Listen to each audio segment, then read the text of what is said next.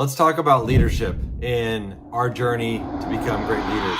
I have a question for you. Are leaders made or leaders born? And I used to think that leaders were born. And spoiler alert, we can be born with a certain set of skills as leaders, but anybody can develop leadership skills. And that's important for us to understand, especially if we are a leader and we're working to develop others. Now, others might be more inclined to gravitate towards leadership, but it doesn't mean that we can't help everybody on our team create strong organizational leadership skills for the betterment of the whole team. An important thing about leadership and the journey that we all take is it's different for everybody. Just because we've had one experience and then the other person hasn't doesn't mean that they can't be a great leader or that we can't be a great leader if we haven't had the same experiences. Take for example, for me, I was born into a dad that ran his own company, and so I always thought like a business leader from the day I was probably 8 years old. Working for him, starting at age 12 and looking at it like a business owner rather than just an employee mindset.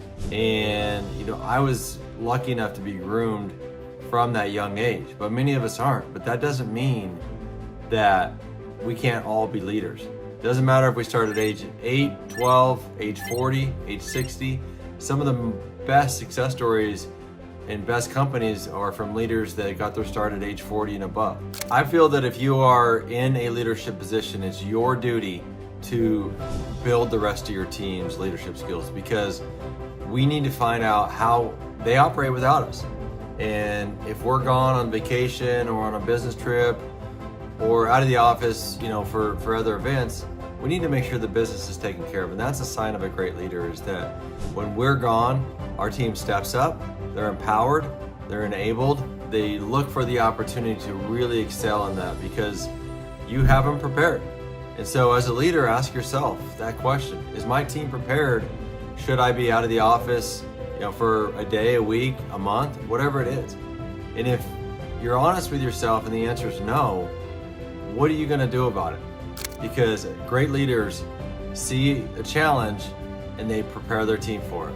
Often as leaders, when we're preparing our team to replace us, it's a scary feeling because, if I'm replaceable, what do I do? Trust me, you're gonna find other things to do, because if you raise the level of leadership amongst your organization on everybody, they're gonna force you to find other things. And it's gonna be a very rewarding process, because now you're seeing leaders on your team develop and bring challenges and opportunities to you. Not just challenges, but hey, here's a challenge, here's how I'd solve it. What do you think? And then you can spitball that.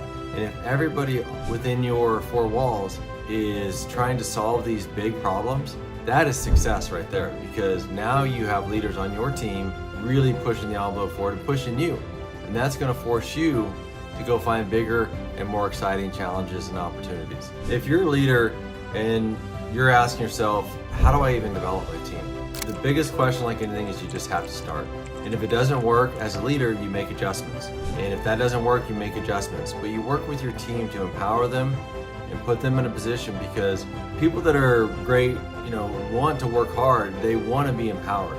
And that's how we attract other powerful people to our team, is that we see something in them and we develop them and we push on them in a positive manner, what I like to call positive pressure, so that their leadership skills are empowered and they're able to grow. Because if we don't have an organization that allows people to come to our organization, work hard, be rewarded, and elevate their own leadership skills, those people are going to go somewhere else.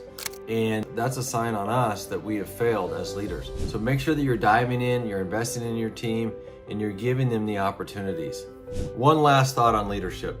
It's important as leaders that we also have mentors in our life to help guide us, because leadership, it can be a lonely place. So we have to have those people that we can confide in, that we can reach out to, that we can discuss our biggest challenges and sometimes our biggest worries. So make sure that you have some mentors in your corner that are going to help you get your leadership to the next level.